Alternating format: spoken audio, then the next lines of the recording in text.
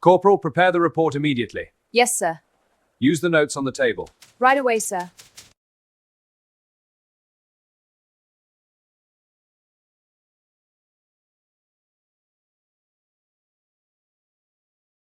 The island of Okinawa burned with a fire that seemed to come from beneath the earth itself. Lieutenant Michael Chen stood in what remained of Shuri Castle's gardens, watching smoke rise from the ancient stone walls like the souls of the dead seeking heaven. Around him, the 96th Infantry Division was preparing for the final push into the southern cave networks where 30,000 Japanese civilians and soldiers had retreated into the darkness. It was May 1945.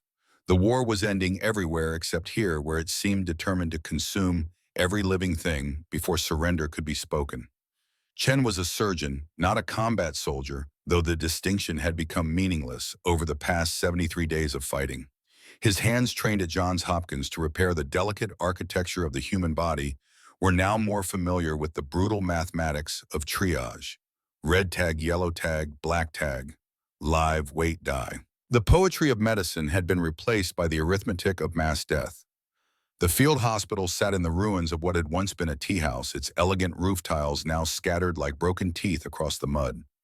Inside, the smell was overwhelming blood gangrene, the acrid stench of sulfur from the caves, and underneath it all, the sickly sweet odor of bodies that had been dead too long in the tropical heat. Chen had been on duty for 36 hours straight when they brought in the first group of civilian refugees. They came in a line, shuffling through the rain, their faces blank with shock. Old men with skin like parchment, children whose eyes had seen things no child should witness, and women, dozens of women, some carrying infants, some carrying nothing but the hollow expression of those who had watched their world end. Among them was someone who would change everything. She was near the back of the line helping an elderly woman walk. Chen noticed her because she was the only one who was looking around rather than at the ground. Her eyes were dark and alert, scanning the American positions with what looked like clinical assessment rather than fear. She wore the torn remains of what had once been a fine silk kimono, now mud-stained and shredded at the hem. Her hair was short-cut roughly as if with a knife. She was perhaps 25, though starvation and stress had carved years into her face. When she reached the checkpoint, the interpreter, a Nisei corporal named Danny Yamamoto, spoke to her in rapid Japanese. She responded with a voice that was low and controlled, nothing like the terrified whispers of the other refugees. Says her name is Sumiko Nakamura, Yamamoto translated. She's a pharmacist, worked at the university hospital in Naha before it was destroyed. She's asking if we need medical help. Chen looked at her more closely. Her hands were steady despite obvious exhaustion.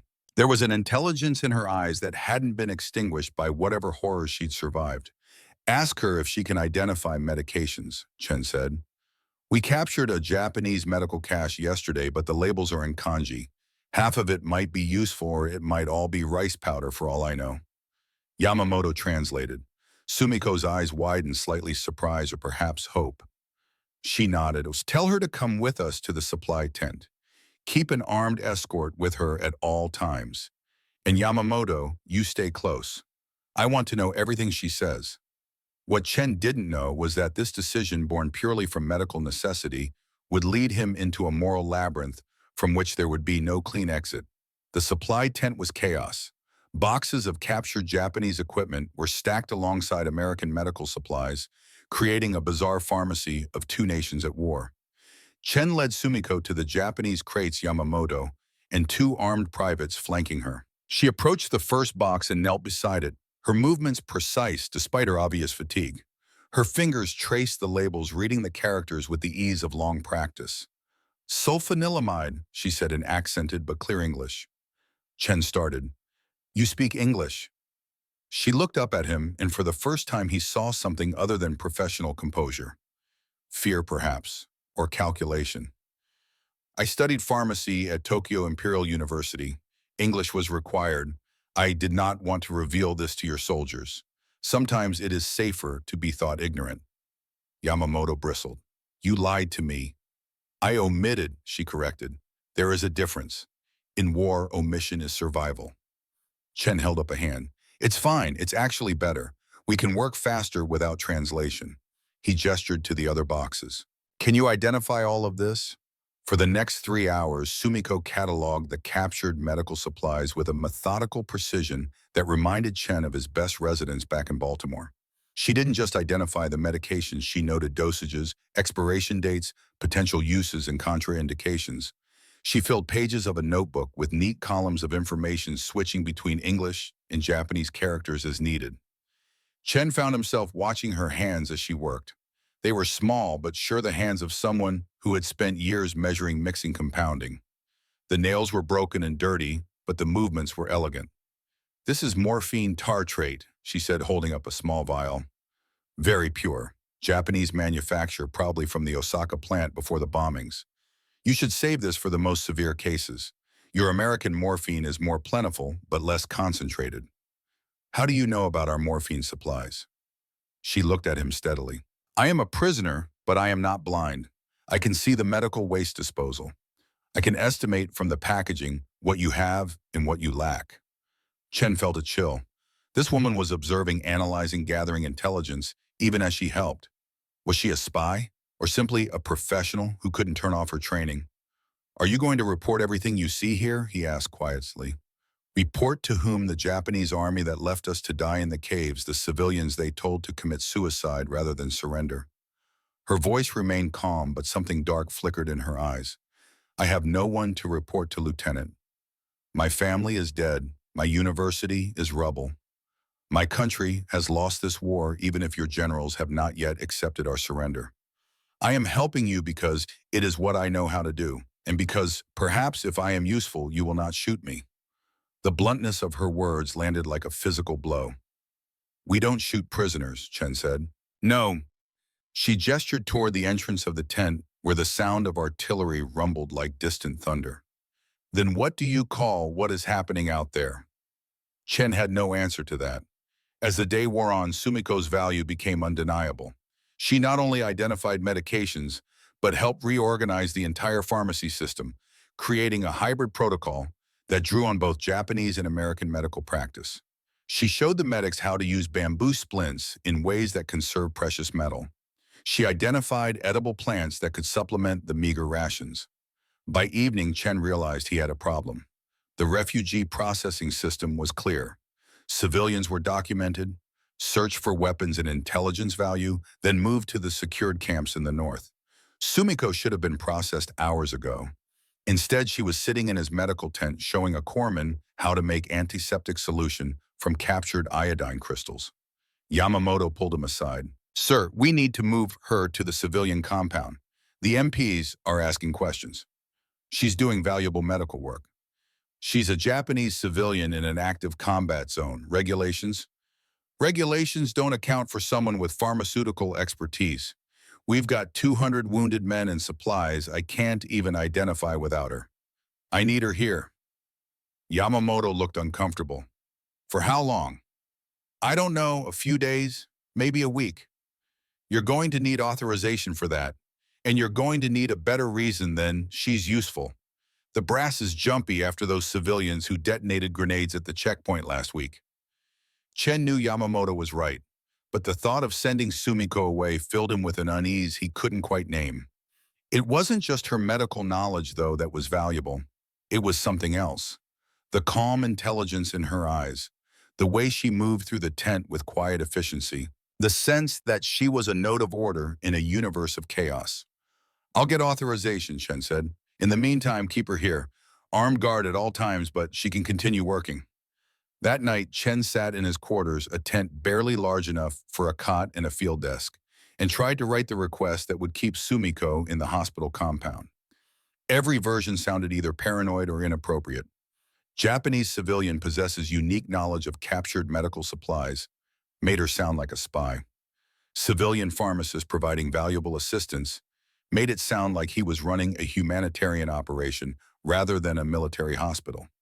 In the end, he wrote, "Request permission to retain civilian translator Nakamura S. for purposes of cataloging captured enemy medical equipment. Estimated duration 7 to 10 days. Security protocols in place." He knew it was vague enough to be approved without much scrutiny. He also knew it was the beginning of something he didn't fully understand. The next morning, Sumiko was back in the pharmacy tent before Chen arrived. She had organized the medications by category and labeled everything in both English and Japanese. She had also prepared a written report on what supplies were critically low and what could be substituted from the Japanese stocks. "You didn't sleep," Chen observed. "Neither did you," she replied without looking up from her work. "I can see the fatigue in your suturing. Your hands are steadier than yesterday, which means you rested for perhaps 3 hours. Not enough for optimal performance." He blinked. "You've been watching me operate. I observe everything.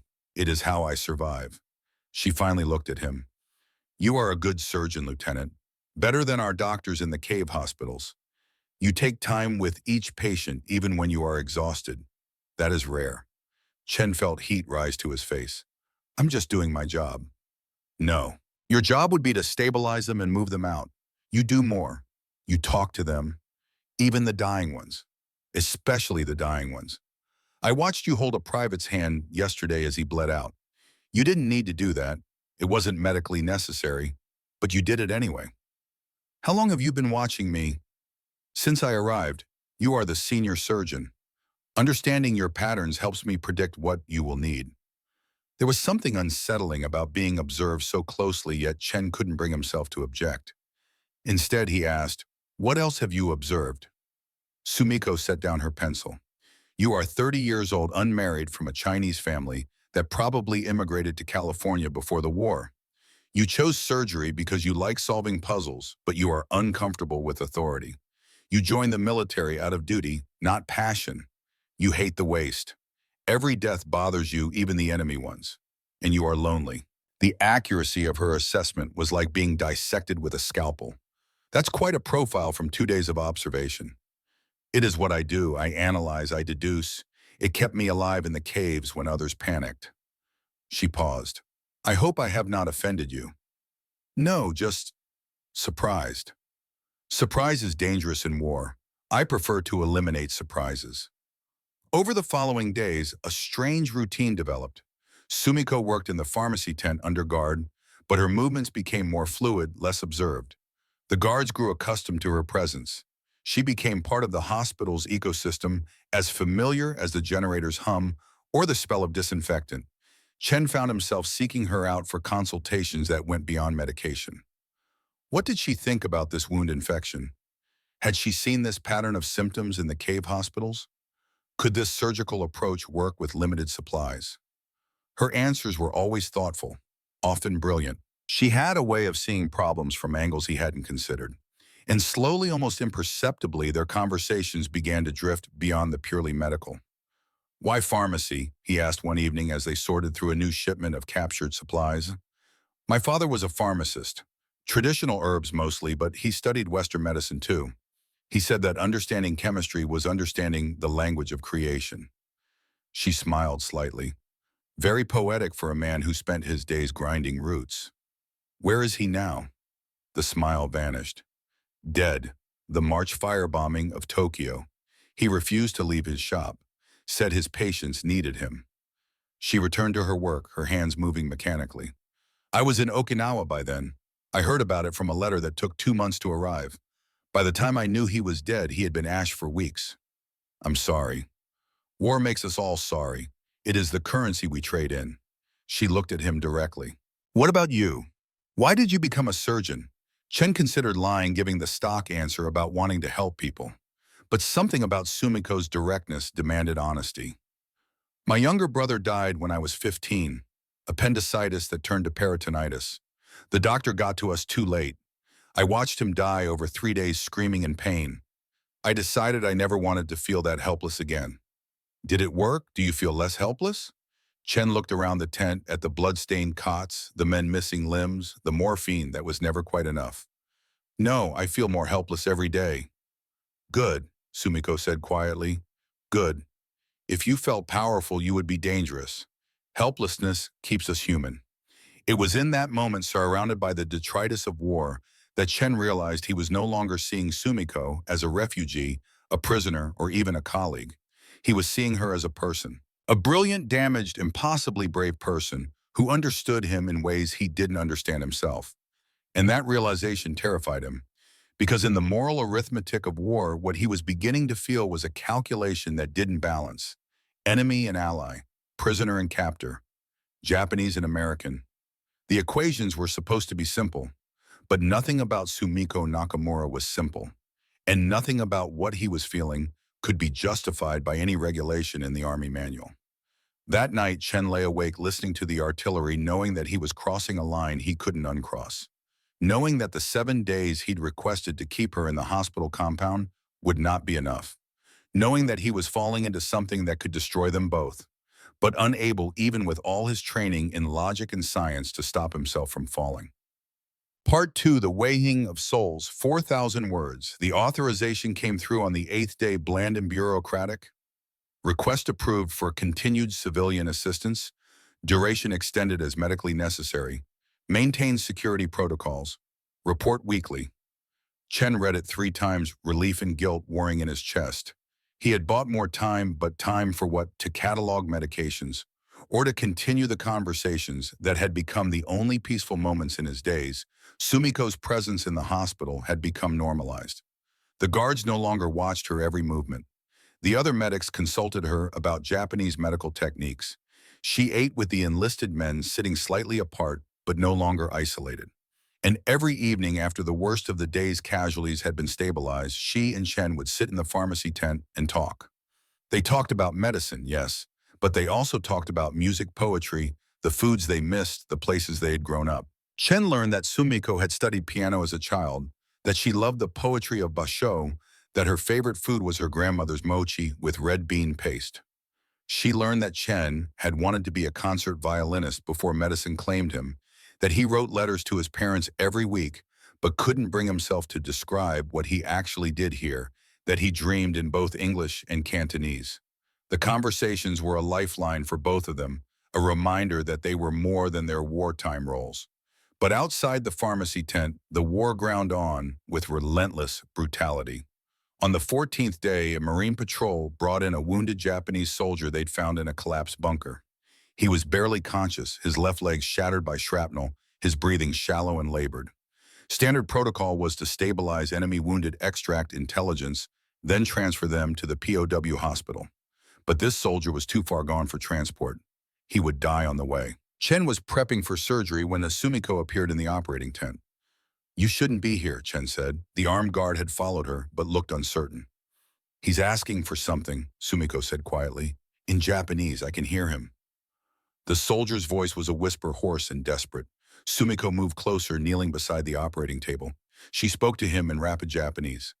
He responded, his words barely audible. Tears ran down his face. "What's he saying?" Chen demanded. Sumiko's face was pale. "He's asking me to kill him. He says he cannot return home with honor if he's been captured. He's begging for death." The operating tent went silent. Every person present understood the weight of what she'd just translated. "Tell him we're going to try to save his leg," Chen said. Sumiko spoke again in Japanese. The soldier responded with something that sounded like a curse, then fell unconscious. "He said you're wasting your time on a dead man," Sumiko translated. "He said the emperor will never forgive his capture." Chen began the surgery, his hands moving with practiced efficiency. But he was aware of Sumiko standing at the edge of the tent watching. He was aware of the moral complexity of what he was doing, saving the life of a man who wanted to die, who believed survival was worse than death. The surgery took 4 hours. Chen saved the leg, though the soldier would never walk without a heavy limp. When it was over, Chen stepped outside into the humid night and found Sumiko sitting on an ammunition crate, her face in her hands. "You did well in there," he said quietly. "I translated his death wish. That's not doing well. You helped me understand what he needed, even if what he thought he needed was wrong." She looked up at him, her eyes red. Was it wrong in his culture, in his training? Survival as a prisoner is the ultimate shame. You saved his body, but condemned his soul. Which is the greater mercy? "I don't know," Chen admitted. "I just know I can't let people die when I have the skill to save them, even if they want to die." "That's very American," Sumiko said. There was no hostility in her voice, just observation. "Life at any cost. We Japanese have a different calculation. Sometimes death is the answer that preserves honor." Is honor worth more than life? To some people, yes. To my father, yes. He died with honor rather than flee like a coward. She paused. I admire him, but I'm also angry at him for leaving me alone. Chen sat beside her on the crate. They were close enough that he could smell the antiseptic soap she used, see the exhaustion in the fine lines around her eyes. You're not alone, he said. I am a Japanese prisoner in an American military hospital. I am the definition of alone. You're here, I'm here, that's not nothing. She turned to look at him, and in the dim light from the tent, her face was partially shadow, partially illumination. What are we doing, Lieutenant Chen Aoshti? I don't know what you mean. Yes, you do, these conversations, this comfort we find in each other. What is it? Chen's throat tightened. He knew the answer, had known it for days. But saying it aloud would make it real, would transform private feelings into actionable evidence. I think, he said slowly, that we're reminding each other that we're human, that war hasn't destroyed everything. Is that all? No. The single word hung between them like a confession. Sumiko reached out and touched his hand, just her fingertips against his knuckles. The contact was electric. This is dangerous, she whispered. I know. They will punish you if they discover it. They will see it as fraternization, as treason. I know that too. Then why? Because for the first time since I came to this island, I feel like I'm doing something right. Everything else is chaos and blood and impossible choices. But when I'm with you, things make sense. She pulled her hand back, but her eyes stayed on his. I am your enemy. No, you're the only person here who understands what it costs to save lives while your world burns around you. A shout came from the hospital tent, another casualty coming in. The moment shattered. Chen stood. I have to go. I know. But as he walked away, he felt the weight of what had just passed between them. A line had been crossed, and there was no going back. Over the next week, the nature of their interaction shifted. They were careful in public, maintaining professional distance. But in the private moments, the evening conversations, the quiet consultations, there was a new awareness, a tension that was equal parts fear and longing. Corporal Yamamoto noticed. Sir, I need to talk to you, he said one evening, pulling Chen aside after a particularly brutal day of surgery. What is it, Yamamoto? It's about the Japanese woman, Nakamura. Chen's stomach dropped. What about her? The men are talking. They're saying you're spending too much time with her, that it looks inappropriate. She's providing valuable medical expertise. I know that, sir, and I've defended you, but you need to be more careful. Colonel Morrison is coming for an inspection next week. If he sees what I see, and what do you see? Corporal Yamamoto looked uncomfortable. I see a good officer getting too close to a prisoner. I see someone who's forgetting that we're still at war. I see someone who's going to get court-martialed if he doesn't step back. Noted, Chen said coldly. Is that all? Sir, I'm not trying to be a hard-ass. I like you. But you're playing with fire. She's Japanese. Enemy. No matter how much she helps us, that doesn't change. After Yamamoto left, Chen sat alone in his quarters, the weight of the warning pressing down on him. He knew Yamamoto was right. He knew he was risking his career, possibly his freedom. He knew that what he felt for Sumiko violated every regulation, every expectation, every social norm. But he also knew he couldn't stop. That night, he found Sumiko in the pharmacy tent working by lamplight. The guard had dozed off in the corner. We need to be more careful, Chen said quietly. She looked up from her work. I know. Yamamoto warned me too. He's a good man trying to protect us both. Is there an us to protect? Sumiko set down her pen. I don't know what to call this, Michael. It was the first time she'd used his first name. In another world, another time, perhaps we could have met as colleagues. Perhaps we could have been friends. Perhaps more, but we exist in this world this time. And in this world, I am your prisoner. You're not my prisoner. You're a civilian under protection. Is that what you tell yourself to make it acceptable? Her voice was gentle, not accusatory. I am Japanese. You are American. My country killed your countrymen. Your bombs killed my family. How do we reconcile that? I don't know, but I know that when I'm with you, the war feels smaller. Like maybe there's something beyond it.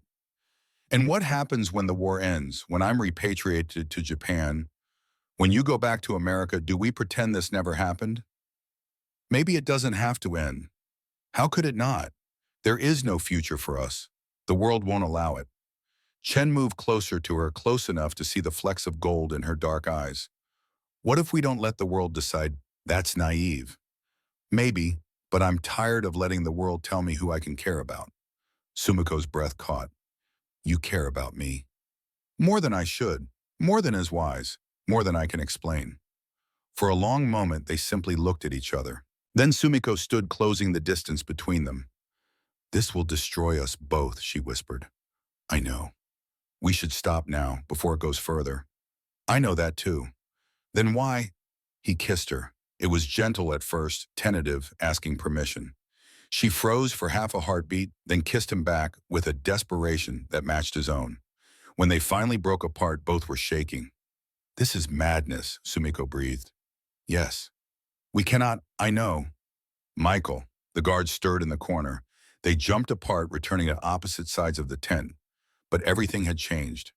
The next morning, Colonel Morrison arrived for his inspection. He was a tall man with steel gray hair and eyes that missed nothing.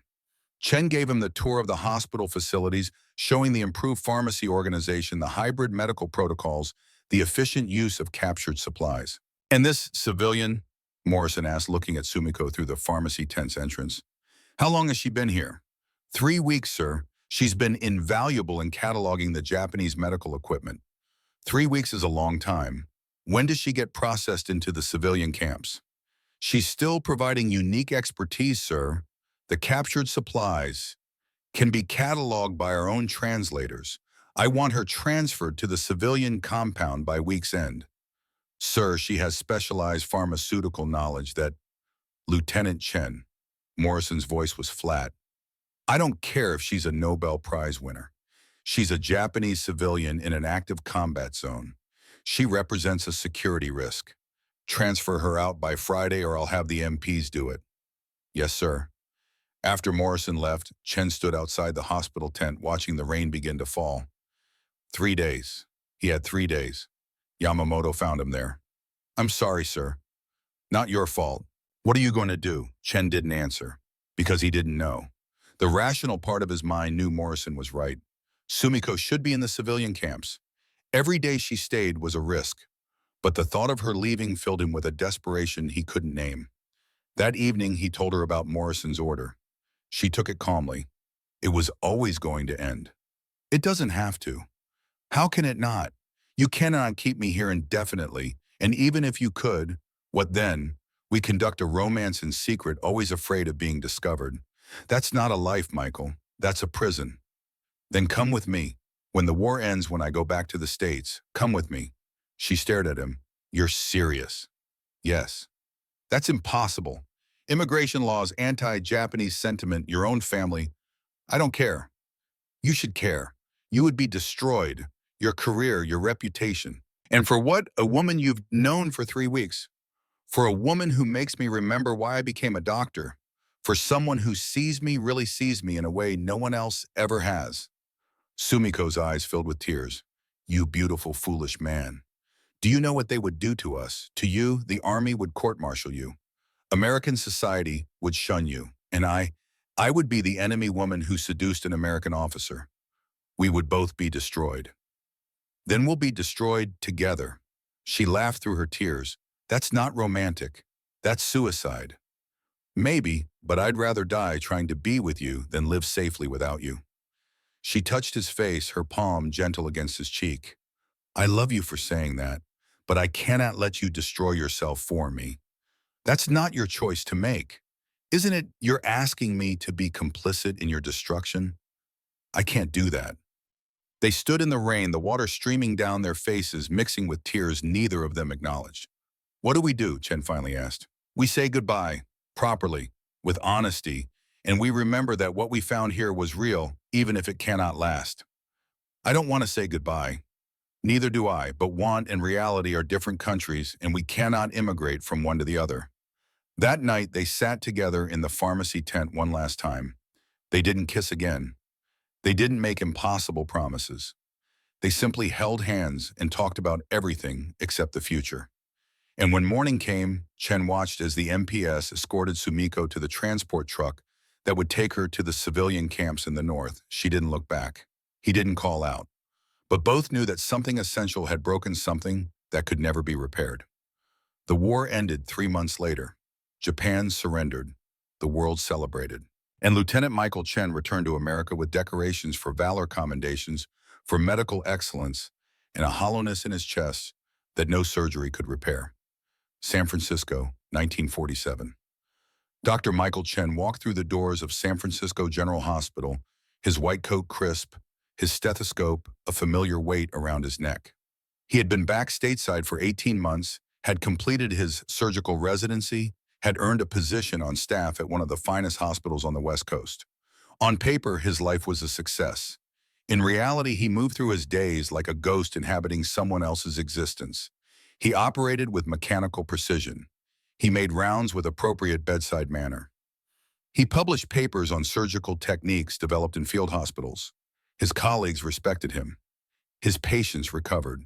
His career trajectory pointed steadily upward. And every night he dreamed of a pharmacy tent in Okinawa and a woman whose absence felt like amputation. He had tried to find her. After the war, he had written to the Red Cross, to the civilian resettlement agencies, to every organization he could think of that might have records of Japanese civilians processed through the Okinawa camps. The responses when they came were uniformly unhelpful. Records incomplete due to war damage. Privacy regulations prevent disclosure of civilian locations. No information available for the individual requested. It was as if Sumiko had been erased from history, become one more casualty of a war that consumed names as readily as lives. His mother noticed the change in him. "You're different," she said during one of his dutiful Sunday dinners in Chinatown. "The war did something to you." "The war did something to everyone," he deflected. "Not like this. You're here, but you're not. Your body came home. Where did your spirit go?"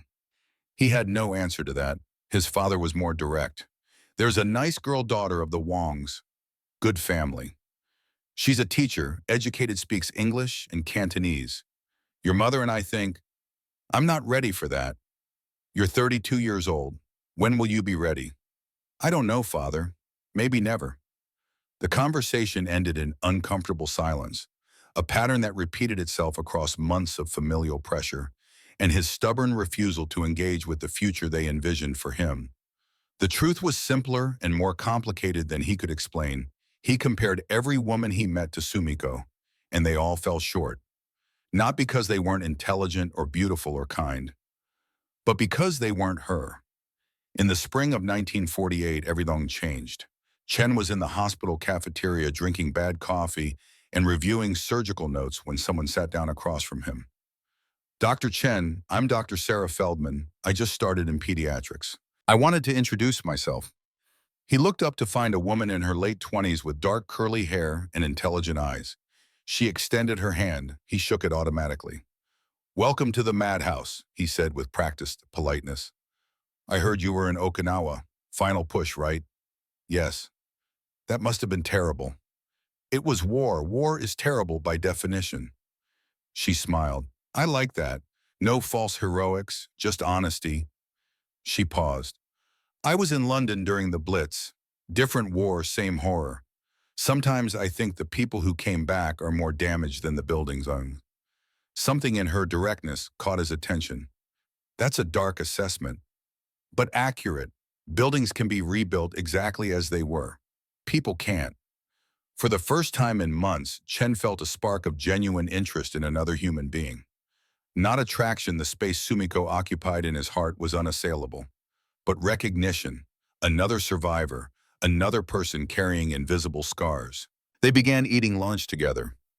Sarah was sharp-witted, unafraid to challenge his opinions, deeply committed to her patients. She asked him about his surgical techniques and actually listened to his answers. She told him about the children she treated, many of them refugees, all of them carrying traumas that medicine couldn't easily address. Their conversations reminded him of his talks with Sumiko. Not the same, and never the same, but similar, in their honesty and depth. After 3 months of lunches, Sarah asked him directly, "Are you going to tell me about her?" Chen froze. "What?" "The woman you're mourning. I can see it in everything you do. The way you're here but not here. Who was she? For a long moment, Chen considered lying. Then he thought of Sumiko's insistence on honesty, her hatred of omission. A Japanese pharmacist I met in Okinawa. She helped organize our captured medical supplies. He trailed off. We became close. Then the war ended, and she was sent back to Japan, and I never saw her again. Sarah absorbed this information without visible shock. You fell in love with her. Yes. And you can't let go. I don't want to let go. She understood things about me that I don't understand about myself. Have you tried to find her? For 2 years, every avenue I can think of. She's vanished. Sarah was quiet for a moment. Then, my cousin works with the International Red Cross. She helps reunite families separated by the war. Maybe she could help. Hope and fear warred in Chen's chest. I don't want to get my hopes up. Hope is dangerous, but so is giving up. Sarah pulled out a notepad and wrote something down. Here's her name and contact information. No promises, but maybe. That evening, Chen wrote the most important letter of his life. Dear Mrs. Feldman, my name is Dr. Michael Chen. I am writing to inquire about locating a Japanese civilian who was processed through the Okinawa civilian camps in mid-1945. Her name is Sumiko Nakamura. She is approximately 27 to 28 years old, trained as a pharmacist at Tokyo Imperial University. She worked with the U.S. Army Medical Corps for several weeks before being transferred to civilian resettlement. I understand that records are incomplete and that privacy regulations exist. However, I am desperate to confirm whether she survived the war, and if so, where she is now. Any information you could provide would be deeply appreciated. Respectfully, Dr. Michael Chen. He mailed the letter and tried not to think about it. Weeks passed, then months. He threw himself into work performing surgeries with obsessive focus, taking every available shift. Sarah watched with concerned eyes. You are going to burn yourself out. I'm fine. You're not. You're running from something. What am I running from? Hope. You're terrified that the letter won't work, so you're trying to exhaust yourself into not caring. She was right, of course, but knowing that didn't make the fear easier to bear. The response came in November 1948, a thin envelope with International Red Cross letterhead. Chen's hands shook as he opened it. Dear Dr. Chen, I was able to locate a record for an individual matching the description you provided. Nakamura Sumiko, age 28, former pharmacist, processed through Okinawa civilian camps, June 1945. According to our records, she was repatriated to Japan in August 1945 and settled in the Osaka prefecture. She registered with the Allied occupation authorities in March 1946 as part of the civilian census.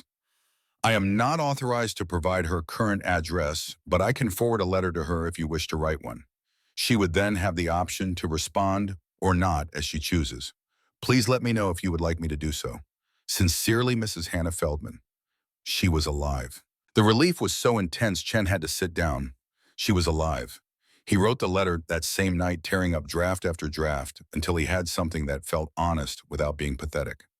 Dear Sumiko, I don't know if you'll remember me or if you want to remember me, but I have thought about you every day since we said goodbye in Okinawa. I hope you are well. I hope you found your way back to some kind of peace after everything you survived.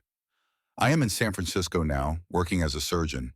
The work is good, the city is beautiful, but there is a part of me that is still in that pharmacy tent with you talking about everything except the future. I am not asking for anything. I just wanted you to know that you changed my life, that those weeks with you were the most real thing I experienced in the war, that I have never forgotten you. If you choose to write back, I would be grateful to hear from you. If you choose not to, I understand. Either way, I hope you are happy. With respect and affection, Michael. He sent it and tried to prepare himself for silence. The response came 3 months later, forwarded through the Red Cross. The envelope was thin, the paper cheap. His name was written in careful English script. He opened it with trembling fingers. Dear Michael, I received your letter. I was surprised to hear from you after so long. Part of me wondered if what happened in Okinawa was a fever dream, something I invented to survive. But your letter proves it was real. I'm living in Osaka, working at a civilian hospital as a pharmacy technician. The work is simple, nothing like what I did before the war, but the hospital still stands when so much else is rubble. That feels important. I think about our time together often. Those conversations kept me human when everything else told me to surrender to hatred. You reminded me that the enemy could also be kind. That might have been the most dangerous thing you did, more dangerous than any bombing. You made it impossible for me to hate cleanly. I do not know what you want from this correspondence. If it is closure, I can offer that. What we had was beautiful and impossible, and it ended as it had to. If it is something else, I am not sure either of us has the courage for that. But I will write again if you wish, because I miss talking to someone who understands the weight of trying to heal while the world burns. Yours, Sumiko. Chen read the letter 20 times. Then he wrote back, and she responded. Over the next year, they exchanged letters monthly. At first, the correspondence was cautious updates about work, observations about the world, carefully neutral topics. But gradually the letters deepened. They wrote about loneliness, about survivors' guilt, about the impossibility of explaining what they'd experienced to people who hadn't been there. Sumiko wrote about the devastation of Osaka, about working in a hospital with equipment held together by wire and hope, about the shame some Japanese felt for having survived when so many died. Chen wrote about the distance he felt from civilian life, about performing surgery after surgery while feeling nothing, about his family's pressure to marry and his inability to explain why he couldn't. It was Sarah who finally confronted him. You're in love with her still? Yes. And she loves you. I think so. She's never said it directly. But you can feel it in the letters. Yes. So what are you going to do about it? What can I do? She's in Japan, I'm here. Immigration laws are changing. The War Bride Acts are passing through Congress. Japanese women are being allowed to emigrate if they are married to American servicemen. I'm not a service man anymore. I'm civilian. So was the war over when you met her? Were you a soldier or a doctor? Both, neither. I don't know. Then figure it out, because living in limbo is killing you both. That night, Chen wrote the most dangerous letter yet. Dear Sumiko, I am going to ask you something, and I need you to answer honestly, even if the honest answer is no. Do you want this correspondence to continue indefinitely, two people writing safe letters across an ocean? Or do you want something more? Because if you want more, if you are willing to take a risk that might destroy us both. I have an idea. The American government is allowing Japanese war brides to emigrate. If we were married, you could come to the United States. I know this sounds insane. I know we have not seen each other in years. I know that what I am suggesting is fraught with legal, social, and personal complications. But I also know that I have never stopped loving you. And I believe from your letters that you might feel the same way.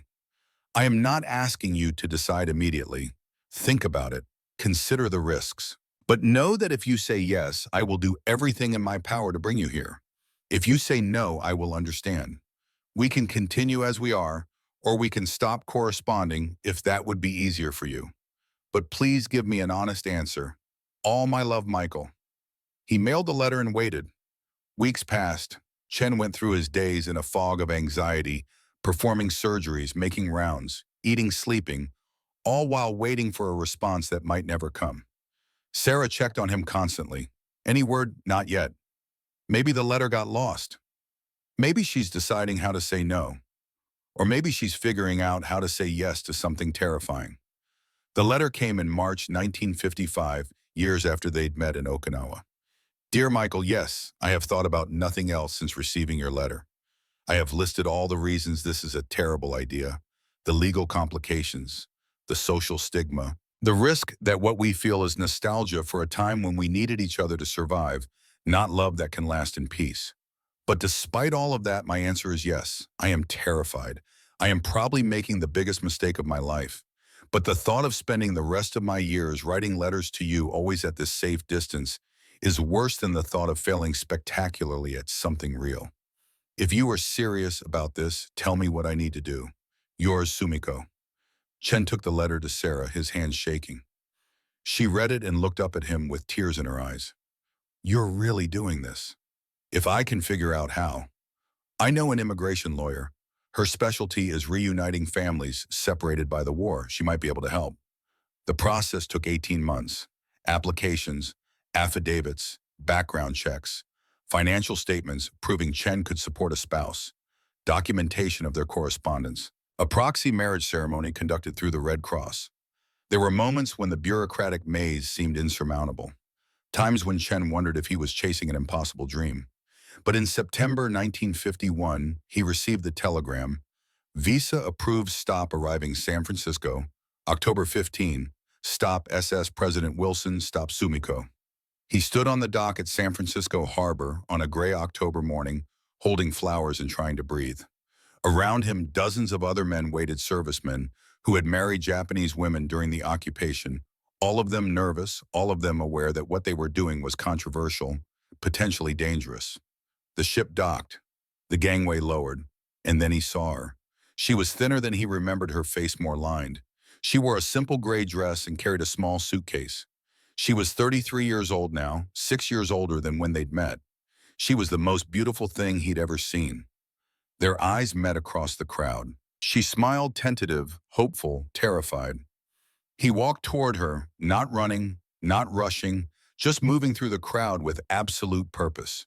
They met at the bottom of the gangway. For a moment, they just stared at each other, 6 years of separation and fear and hope hanging between them. "Hi," he said. "Hi," she replied. Then they were in each other's arms, holding on like they'd drown if they let go. "I can't believe you're real," she whispered against his chest. "I can't believe you came. Did you doubt I would every day?" She pulled back to look at his face. "We are probably making a terrible mistake. Probably. We might destroy each other. Maybe. But I had to try, Ma. So did I." He kissed her, then there on the dock, in front of the crowd and the cameras, and everyone who thought what they were doing was wrong. And it felt like coming home. The years that followed were not easy. They faced discrimination, apartments that wouldn't rent to them, restaurants that wouldn't serve them, neighbors who made their hatred clear. Chen's family took years to accept Sumiko, his mother's disapproval a constant weight. There were moments when the cultural differences felt insurmountable, when they fought about things neither could articulate. But there were also mornings when Chen woke to find Sumiko making tea in their small kitchen, humming the melodies she'd hummed in the pharmacy tent. There were evenings when they sat together reading in comfortable silence. There were the small victories, Sumiko getting her pharmacy license, opening a small shop in Japantown, becoming a respected member of the community. There were the children. They had 2 daughters who grew up bilingual, bicultural, beautiful. And there were the nights when they held each other and remembered how impossible this had all seemed. In 1975, on their 24th wedding anniversary, Chen said, "Do you ever regret it?" Sumiko, gray-haired and 60 years old, looked at him with those same intelligent eyes. "Which part?" "Surviving the war, coming to America, marrying you. All of it. Every day, and not once. That doesn't make sense." "We don't make sense? We never have. A Chinese-American surgeon and a Japanese pharmacist who met in a war zone and decided to build a life together. It's absurd. But it worked. It did. Imperfectly. Messily. But it worked." Chen looked at their daughter's photos on the wall, at the pharmacy licenses, at the life they'd built from nothing but stubborn hope. Was it worth it, all the struggle? Sumiko took his hand. "You saved my life in Okinawa. Not from the war, but from becoming someone the war wanted me to be. You reminded me I was human. That alone would have been enough. Everything else is a gift I never expected to receive." "I love you," he said. "I know. You told me that 6 years before we even saw each other again. What kind of madman confesses love in a letter to someone who might never write back? The kind who knew that what we had was worth risking everything for." She kissed him. "Then I suppose we're both mad." "Completely." "Good. Sanity is overrated." Dr. Michael Chen died in 1994 at the age of 79. Sumiko held his hand in as he slipped away, whispering to him in Japanese and English, the 2 languages of their shared life. She lived another 8 years running her pharmacy until she was too frail to work, surrounded by grandchildren who knew the story of how their grandparents met. When she died in 2002, they buried her next to Michael in the Colma Cemetery. On the shared headstone beneath their names and dates was a single line in both English and Japanese: "Love is the only victory that matters." And perhaps it was. In a war that destroyed millions, that reduced cities to ash and people to numbers, two individuals found each other and chose humanity over hatred. They built a life from the rubble, and they proved in their quiet, stubborn way that the enemy is not always who the war says it is. Sometimes the enemy is the war itself, and sometimes the only act of resistance available is to love despite it. That in the end is the story of Michael Chen and Sumiko Nakamura. Not a story of nations or battles or grand historical movements, but a story of two people who saw each other's humanity when the world demanded they see only enemies, and who built something beautiful from the wreckage.